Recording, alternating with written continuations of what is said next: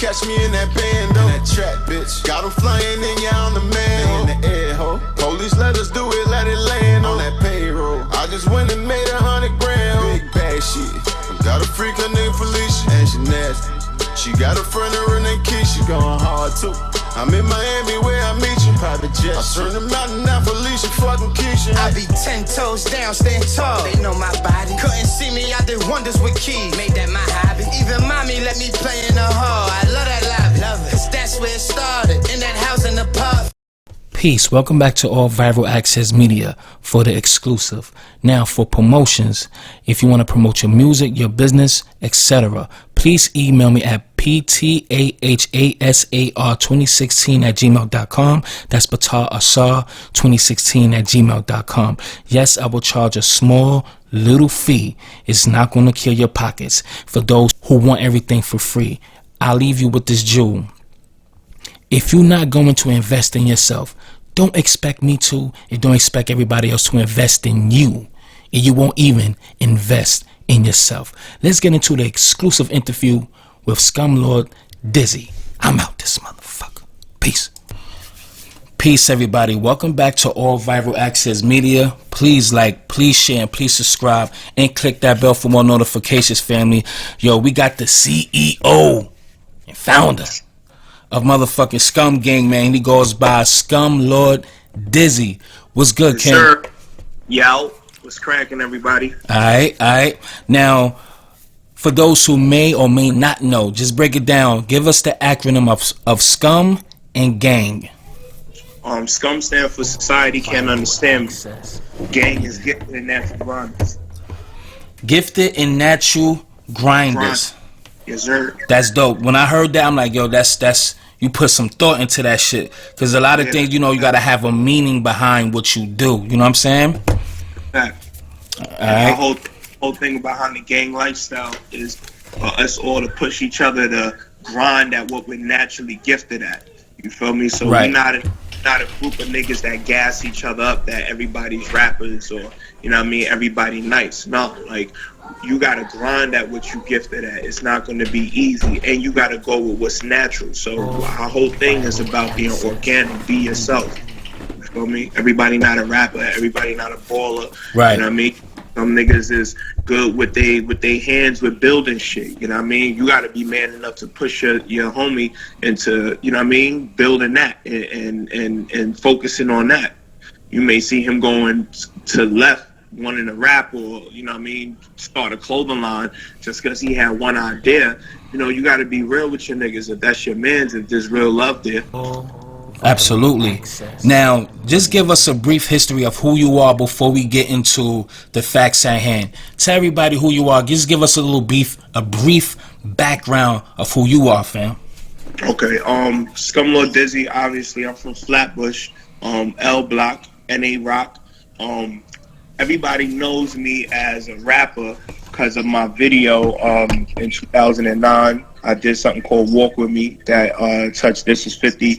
And then more people know me for White and Navy. I did a remix of Wiz Khalifa's joint. And, you know, I came home and I just wanted to get into the studio. And I seen everybody, you know, promoting Black and Yellow. So it was just natural for me to say White and Navy because I'm from the towns. I'm from New York.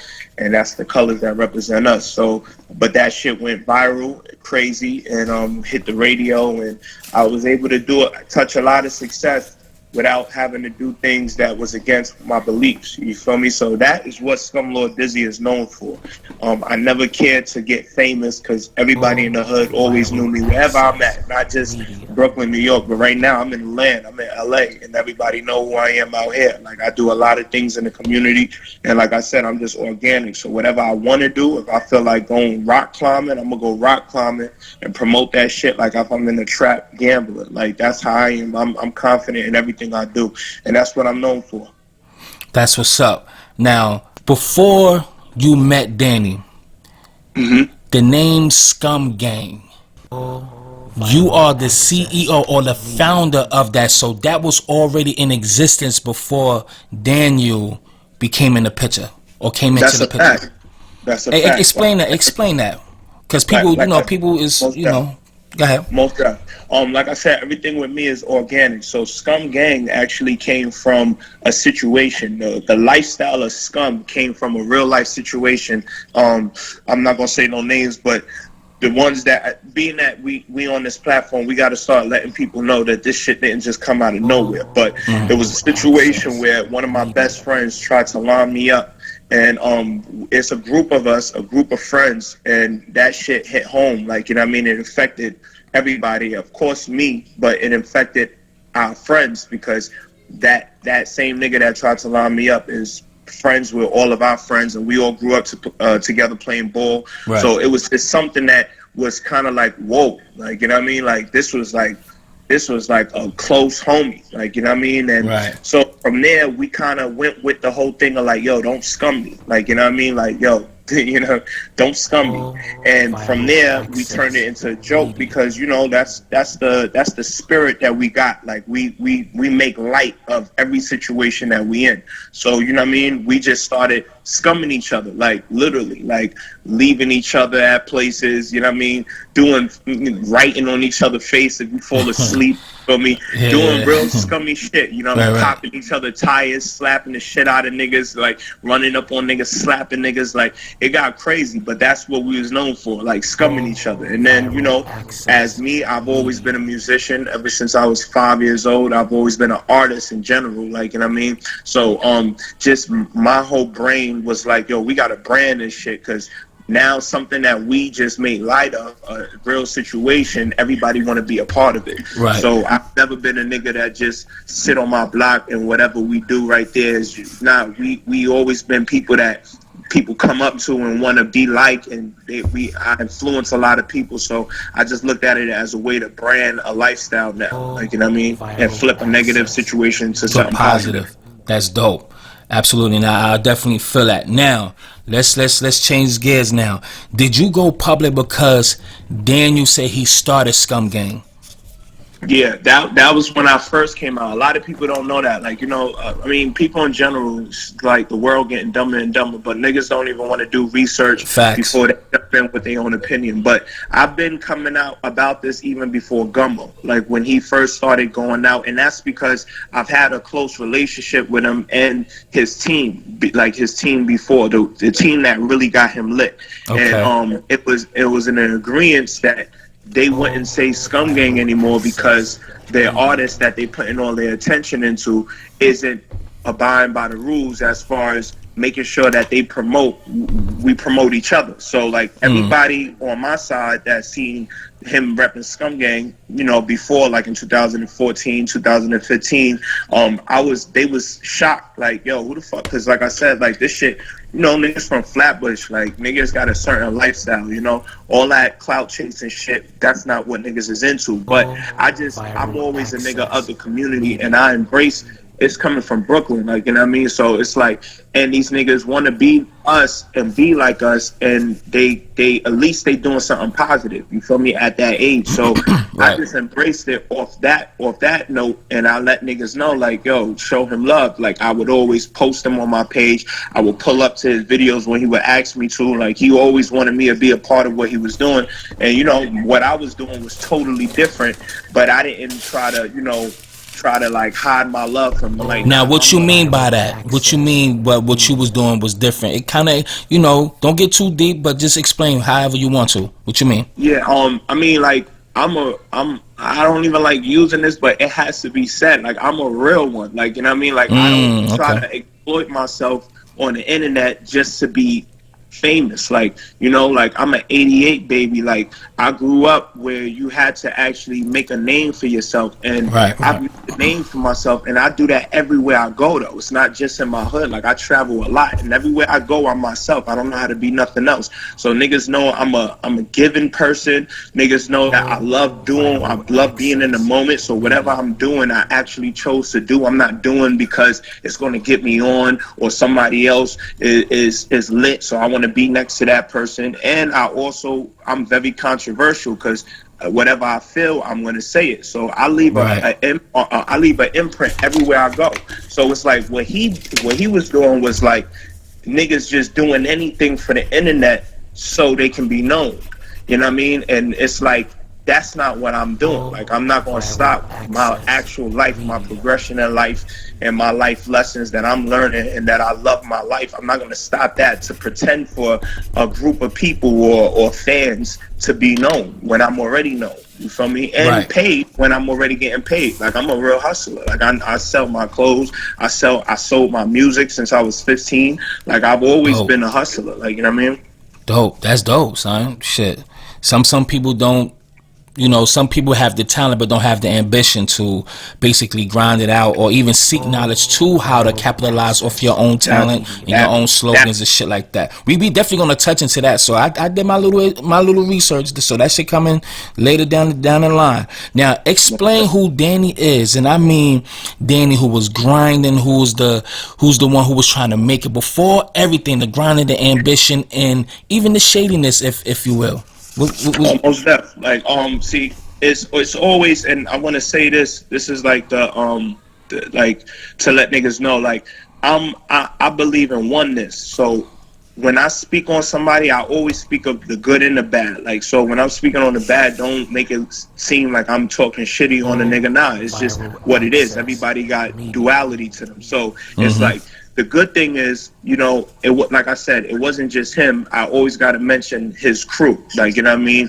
And his crew was like real loyal niggas. Like, you know what I mean? Like, I remember when they first brought him and his crew to me, my boy Blaze, one of the Scums, he let me know, like, yo, I like these kids because they actually support each other. They all put their chains on the kid 6ix9ine when they go into clubs or when they go into video shoots, so to make him look good. They all about making him look good. And I'm like, wow, for young niggas, that's amazing. Like, you feel me? Especially in Brooklyn. Like, you know, they from Bushwick. It's definitely a different type of lifestyle in Flatbush. That's right. Bushwick, so I'm very aware of that. Right. But it's still like, it's still admirable to me. So I'm like, yo, that's dope. Like, you know, and that's where he came from. He came from his whole block supporting them. Like, yo, we need somebody to win from not just the town, but from our block. Let it be from our block. And I was with that. You feel me? Instead of everybody trying to be the rapper, everybody trying to be competitive with each other.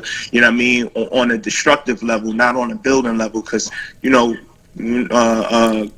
competition is always great to build, but when it's some hate and jealousy shit, it's not. So, you know, he comes from that, and I just seen that he was ambitious, like he wanted to make it. But like I said, the most strongest point that he had was his team that was around him, and I gotta keep saying that because he didn't really have too much character outside of like wanting to be a star. Like, as far as life morals and understanding of patience and honor and noble, like, he wasn't, he was being built for that with his team and then with the guidance of myself. You feel me? So the part that is the negative part to him is the fact that he was ungrateful. Like, you know what I mean? Like, and of course he coming from a situation where, you know, niggas ain't show him no love, but that also got to come with a grain of salt. Like I said, you got to earn your respect. You got to earn your love. You feel me? Like, you got to have character. Niggas got to see you on all different type of situations. Right. You feel me? So if a nigga, and I've dealt with this myself, if niggas only see that you doing music or see that you on that note, they're not going to include you in other parts of life because you ain't never show that you care about that. Feel me? Right. Yeah. So it's like, I'm not going to, because I can't say that I fuck with the team that was around him and then at the same time say I could see why he felt like nobody was fucking with him. No, you got to apply yourself in different situations, you know what I mean? And that's where his ungratefulness came in. Like, a lot of people was doing shit for him. He didn't understand what it took to get these things done. Like, all his video shoots was laid out for him. All the props was being gotten for him. You know what I mean? Niggas was pulling up with whips and money and all of that. Like, and he didn't have to do anything. You know what I mean? Later on, he started editing his videos and shit, but before that, it's like everybody was doing everything for him. You know what I mean? Writing his music, everything, bro. So wait, hold on. Writing his music. Yeah, facts. His music was being written for him. Now, do you have receipts for that? I mean, like, my word is bond. Like, okay. Now, I'm not saying you lying. I just gotta play devil's advocate sometimes. Yeah, most def. But it's like I said, like the truth is always gonna come out to light all day. You Right. feel me? So what I'm saying is all facts. Like, you know what I mean? And once again, he always made fun of the fact that he didn't rap like everybody else. If you go on one of his interviews with DJ Who Kid, or who was it? Clue or one of these niggas, he was like, he don't freestyle and he's not one of those guys that is gonna rap for you. Yeah, I think I remember that. Okay, go ahead. Was more focused on testing his gangster, you feel me? So it's like, you know what I mean? It's a known fact. Like I said, the kid just wanted to be famous. Like, he coming from the hood, niggas don't got shit. He didn't really have a hustle mentality. Yes, he had ambition to be something bigger than what he was, but he didn't know how to break it down and actually go step by step to get to that point. You feel me? So it is what it is. Let me interject. Let me interject because you said something that basically sounds similar to Shia, because I interviewed to Shia from the MTA bookings, and she basically said she tried to teach him the ropes. Now, everybody who's listening, I don't care what y'all think. Y'all know that I'm unbiased. I'm not taking anybody's side, so I'm going to ask questions from both sides. But she said she was trying to teach him, and it's like he was very nonchalant about it. He didn't want to learn, or he wasn't applying to soak in the game to learn how to handle business, like do the shows and whatever. And like in your case, y'all trying to teach him how to basically be structured and do other things, like apply yourself besides everybody doing stuff for you. You would be better if you learn and apply it to, you know what I mean? Yeah. So what's your thoughts on that? To be honest, at this point, I'm gonna turn the barrel to the industry, because you know he's like, all right, he's 22. So when I say he's a kid, I'm not talking age-wise. I'm talking experience-wise. Facts. You feel me? I have been a kid since I was 15. You feel me? So, but at the end of the day, it's like he's a kid because he don't know shit. And it's like the way how these kids is growing up and the way how this generation is growing up is like they don't respect the process of shit. They don't think something has time. They don't see things take time. You feel me? They just want on right away, because that way how the industry is picking shit out, they just picking, you know what I mean, niggas that just is clowns, you feel me, and they putting them out there, whether it's, you know, they addicted, you know what I mean, to drugs and shit, or whatever it is. They just trying to benefit off of niggas not knowing, benefit off of niggas confusion, depression, you know what I mean, a whole bunch of negative shit. They play off your weaknesses, and they can see, they basically can see people like him a mile away. When you don't know the business, they smile. They smile on the inside because they know they could take advantage. Go ahead. That's fact. That's all the way fact. So it's like, you know what I mean? So at the same time, I'm not going to put all of that blame on him, because once again, he a kid and everybody's influenced by everybody around, you know what I mean? And if you just around kids that just look up to rappers and shit like that, then it's like, who's the rappers that's out? You know what I mean? We talking from, when I met him in 2014, he had just started rapping like a year before that, you know what I mean? So it's like, look at the game, like, you know, like Keith Chief is an amazing kid because he took his situation and made it a positive situation. But then there was a lot of kids after that was mimicking Chief Keef and a lot of the drill music.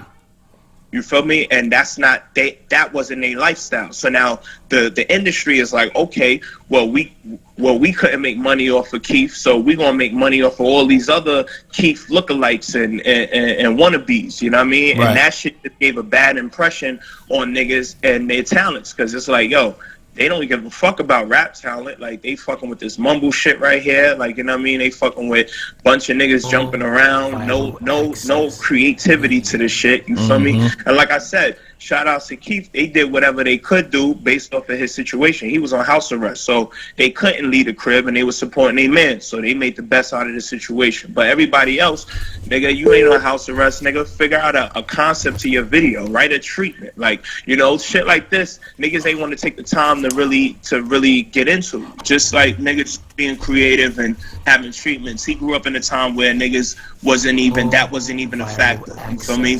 I can honestly say, even though I wasn't a fan of a lot of rappers when I was growing up, because I just respect niggas and I always turn to what I do and just try to make it better, but at least I had good examples.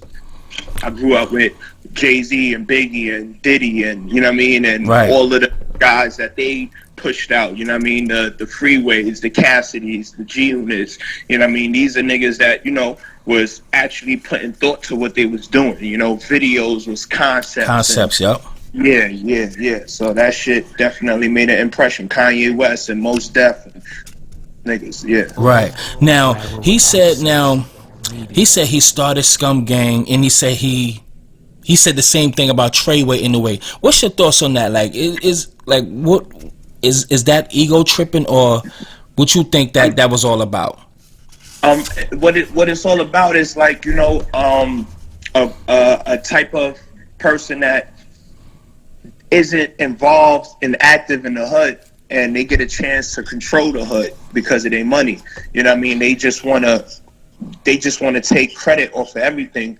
You know what I mean? And like I said, it's a mixture of a lot of shit going on. Like, real niggas, real talent isn't being looked at. And he knows that because he's an internet kid. You feel me? So he looked at it like, I'm going to take from the real and be known for it because I'm the one with the followers. You feel me? Right. Now you know we from the hood, so we know what kind of, you know, category we put people in. When we see them, we analyze them, we see their character. So we put certain people in certain categories. All right, this nigga, you know, you probably got to watch out. Or this nigga, he a G. Or this nigga, he a bird. This nigga a lame. He's a nerd. Or, you know, all those type of categories. Yeah. Now, what category? I already know because I know, you know what I mean? But what category, from your eyes, what category you put Danny in, or 6ix9ine?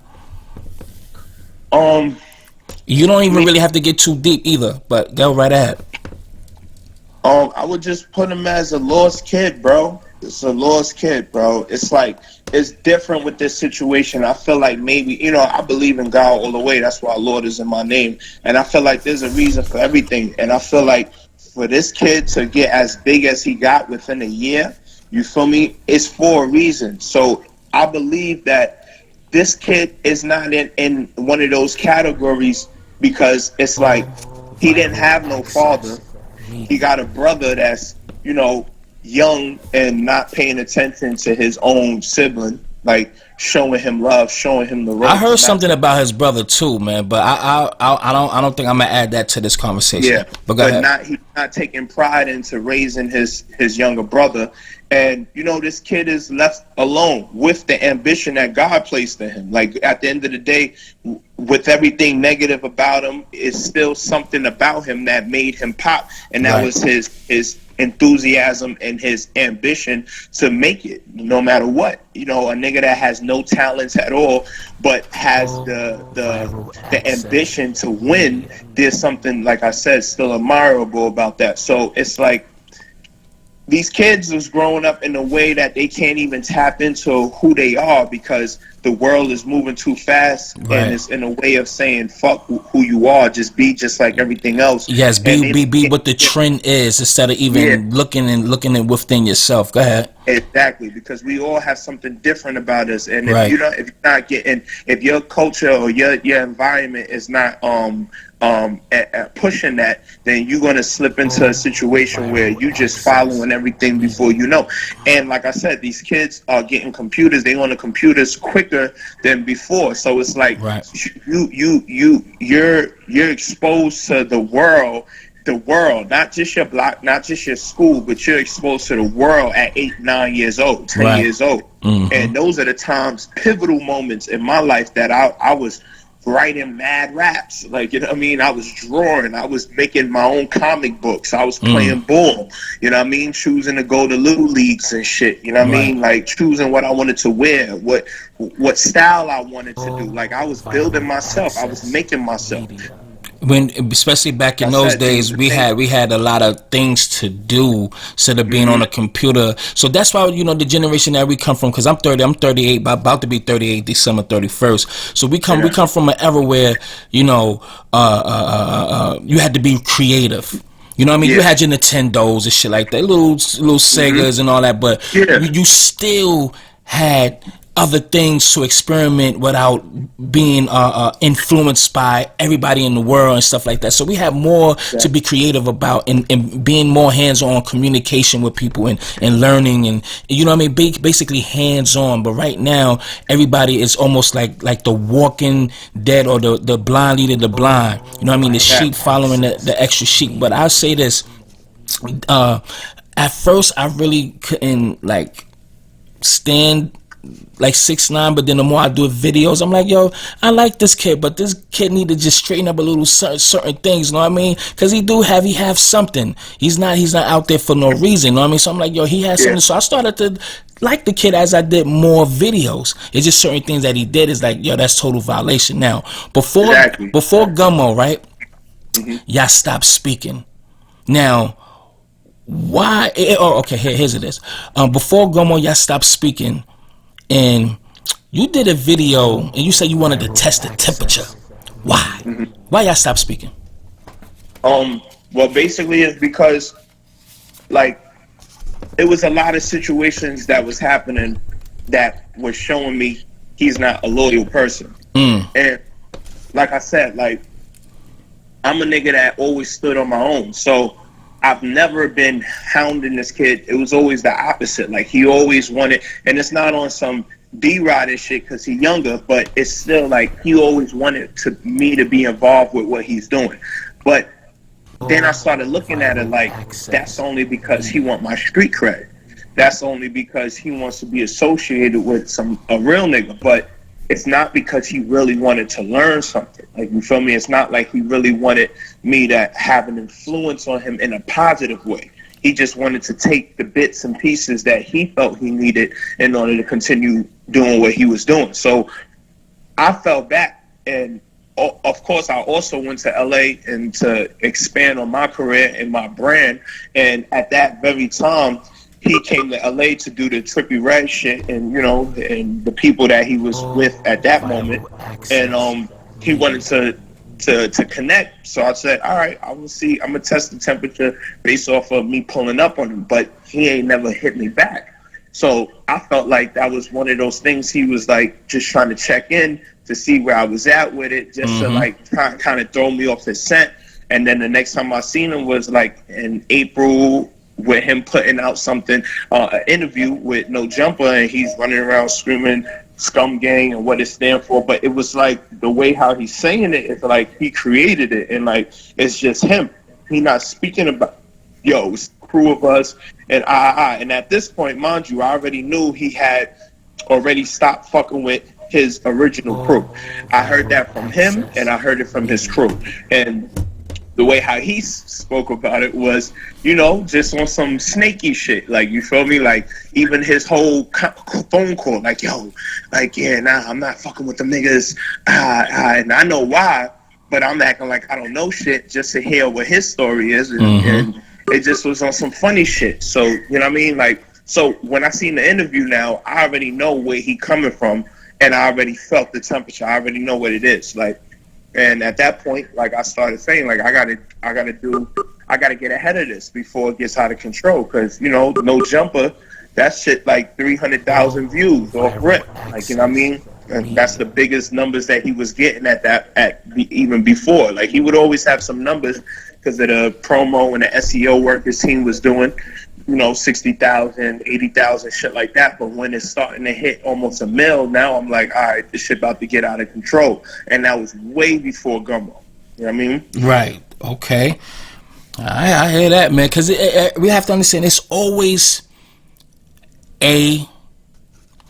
one side of the story, B the other side, and C the truth. And you know, people would just assess what's going on, and they put their own 2 cents together, man. Because it's always something beneath the surface. You understand? Because we only see it from the exterior of things, from the outside of things. But those who really know can give greater details that we don't know, and it may be against what we think about a person. You understand what I'm saying? So yeah. So now when he's separated from y'all, did y'all really play a part in that? I know you said what you said, just in case. This is for the people who elevators don't go all the way to the top. So sometimes you gotta explain shit in the same but in different ways. So okay, Yeah. now when he separated from y'all, did y'all play a part, or did you play a part? Some people may not admit that they played a part and always point fingers. So what's your thoughts on that? Play a part in what? Basically the separation or his Okay. disloyalment to you, or basically y'all Yeah. separate. Go ahead. Yeah, no, I'm trill one. So I can honestly say I played a part of it because, like I said, like I'm prideful. Like I know who I am. I've created everything that I'm involved in, and it's because it's pure. It's not because I want to be the head of everything. I'm actually the total opposite. I've always played the back, and that's the reason why this kid was able to run and act like he started, and niggas in the hood was upset, but the world didn't know because I didn't exploit myself from day one. Right. But it's like, at the end of the day, one of the most informative YouTube platforms on the internet. It provides the latest news. What's viral with humor and informative information. Don't forget to subscribe. Click the bell for all notifications. Make sure you like and share the videos. For no clickbait, real and unbiased news, get it here on All Viral Access Media. Oh yeah, he's just a goddamn YouTuber and he's out this motherfucker. Peace.